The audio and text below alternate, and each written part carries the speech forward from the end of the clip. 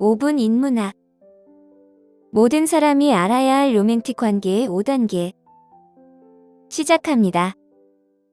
사랑에 빠지는 것은 모든 사람이 인생에서 한 번쯤 경험하는 일입니다. 누군가에게 사랑에 빠지면 사랑하는 것이 힘든 것이 아니라 그 관계를 유지하는 것이 더 어렵다는 것을 깨닫게 됩니다. 모든 관계는 다르기 때문에 이를 잘 관리하는 것이 쉽지 않습니다. 과거의 경험이 항상 통하지 않는 경우도 많기 때문이죠. 일반적으로 관계는 5가지 단계를 거친다고 알려져 있습니다. 이 과정에서 발생하는 어려움을 어떻게 해결하느냐가 관계의 미래를 결정짓습니다. 많은 사람들이 이러한 단계를 인식하는 데 어려움을 겪지만 이를 인지하지 못하면 관계가 쉽게 무너질 수 있습니다. 이러한 단계를 이해하고 그것이 여러분의 관계에 어떤 영향을 미치는지를 배우는 것은 여러분과 파트너가 그 단계를 겪을 때 큰 도움이 될 것입니다. 지금부터 모든 사람이 알아야 할 관계의 5단계를 알려드리겠습니다. 첫 번째, 로맨스 단계.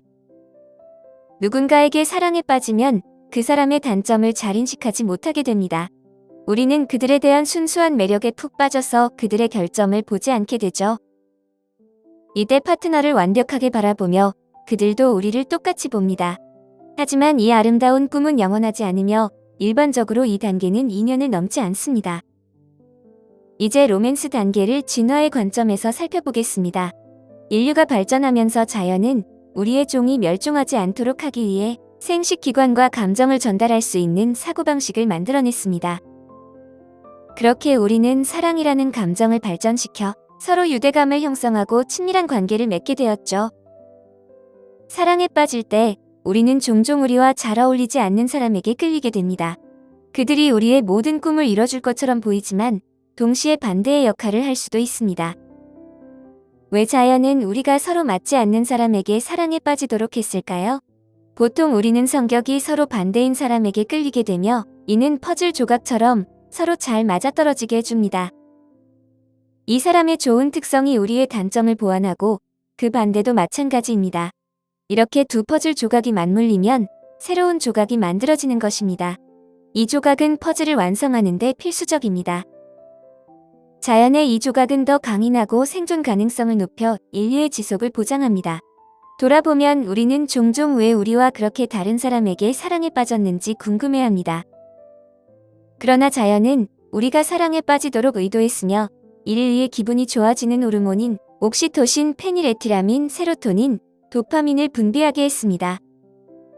이 호르몬들은 스트레스를 줄이고 열정으로 가득 차게 해주는 생화학적 과정을 돕습니다. 그래서 우리가 파트너의 결점을 알아차리기 어려운 것이죠. 이 호르몬들은 우리의 결점을 감추고 로맨스를 유지하기 위해 무엇이든 하도록 유도합니다. 우리는 실제로 파트너에게 거짓말을 하는 것은 아니지만 사랑의 가면을 쓰고 있는 것입니다. 이 가면을 벗고 진짜 자신을 드러내면 파트너가 떠날까 두려워 계속 가면을 쓰게 됩니다. 이를 염두에 두고 파트너와 큰 갈등이나 혼란을 피하기 위해 어려운 주제를 꺼내는 연습을 해보는 것이 좋습니다. 예를 들어 아이를 갖고 싶은지 결혼하고 싶은지에 대해 이야기하는 것입니다. 이 열정의 단계는 모든 것이 좋고 완벽하게 보이는 듯하지만 결국에는 사라지게 됩니다. 이 시점에서 파트너를 바라보면 갑자기 그들이 자신과 가장 맞지 않는 사람이라는 것을 깨닫게 될 수 있습니다. 이는 둘 중 한 사람이 관계의 영속성에 대해 걱정하기 시작할 때 발생하는 경향이 있습니다. 이러한 걱정은 함께 살기, 결혼하기 등과 관련이 있습니다. 이때 다음 단계가 시작됩니다. 두 번째, 권력 싸움 단계. 관계를 생각할 때 우리는 종종 영화나 소설에서 보는 완벽한 모습을 떠올리게 됩니다. 이로 인해 우리의 관계도 그렇게 완벽해야 한다고 생각하게 되지만 현실은 그렇지 않습니다. 이 단계에서는 한때의 달콤한 사랑이 사라지면서 파트너 간에 많은 긴장과 아픔이 생깁니다. 우리는 이러한 감정의 결여를 분노로 대체하게 되고 이는 또 다른 문제를 초래합니다. 우리는 파트너의 완벽했던 모습에 집중하던 것을 잃고 그들이 우리에게 거의 역겨운 존재로 보이기 시작합니다.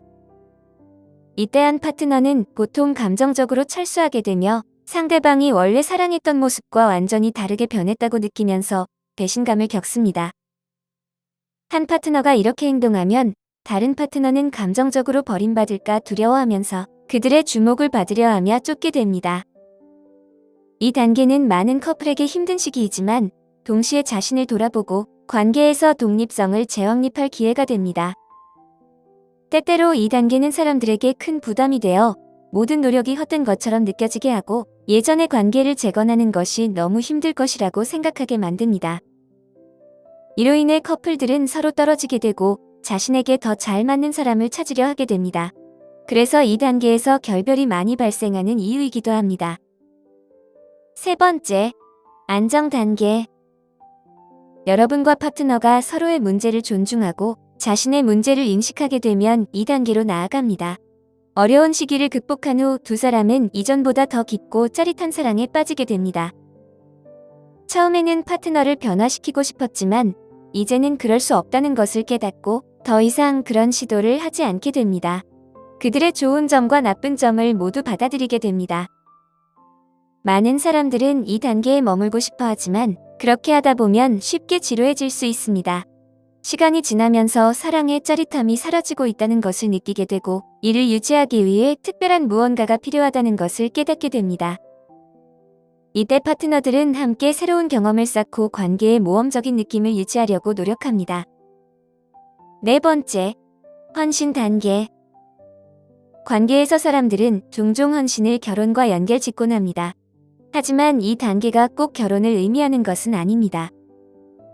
많은 커플이 로맨스 단계에서 결혼하는 실수를 저지르지만 이 단계에서는 여러분과 파트너가 결혼할 준비가 되어 있습니다. 이 단계에 이르면 서로 필요하지는 않지만 서로를 원한다는 것을 깨닫게 됩니다. 서로의 결점을 인정하고 둘 다 완벽하지 않다는 것을 이해하게 됩니다. 그러나 이러한 단점을 받아들이면서도 여전히 함께하고 싶어하며 균형 잡힌 모험적인 자유를 느끼게 됩니다. 하지만 많은 사람들은 이 정도까지 왔으니 이제 팀으로서의 노력이 끝났다고 스스로 속이기도 합니다. 종종 그들은 자신의 목표를 희생하며 중요한 사람과 더 많은 시간을 보내거나 감정적인 연결을 유지하는 데 소홀해지기도 하죠. 사실 두 사람은 계속 성장하고 발전하고 있기 때문에 커플로서의 노력은 결코 끝나지 않습니다. 서로를 다시 발견하는 노력을 항상 기울여야 합니다. 다섯 번째, 행복 단계. 이 단계에 도달하면 여러분과 파트너는 서로에 대한 사랑을 의식적으로 인식하고 이를 세상에 보여주기로 결정합니다. 많은 커플이 아이를 키우거나 함께 자원봉사를 하거나 서로의 가족을 위한 일을 시작하는 등 사회에 기여하기로 결정합니다. 하지만 기억해야 할 것은 오랜 시간 함께한 커플이라면 관계를 지속적으로 키워나가야 문제를 예방할 수 있다는 점입니다. 관계가 때때로 힘들 수 있지만 이를 효과적으로 처리하는 방법을 배우는 것이 중요합니다. 사랑에 빠지는 것은 항상 일어나는 일이 아니며 관계의 단계를 인식하게 되면 이를 적절히 다루는 것이 쉬워집니다. 때로는 특정 감정을 잃는 것이 자연스러운 일이므로 모든 것이 영원하지 않다는 것을 기억하시기 바랍니다. 그러나 그렇다고 해서 후회할 필요는 없습니다. 결국 관계를 키우기 위해 시간과 노력을 투자하는 것은 예상치 못한 방식으로 큰 보답을 가져다 줄 것입니다. 오늘 5분 인문학은 여기까지입니다. 영상이 마음에 드셨다면 좋아요와 구독 버튼을 눌러주세요. 항상 시청해주셔서 감사합니다.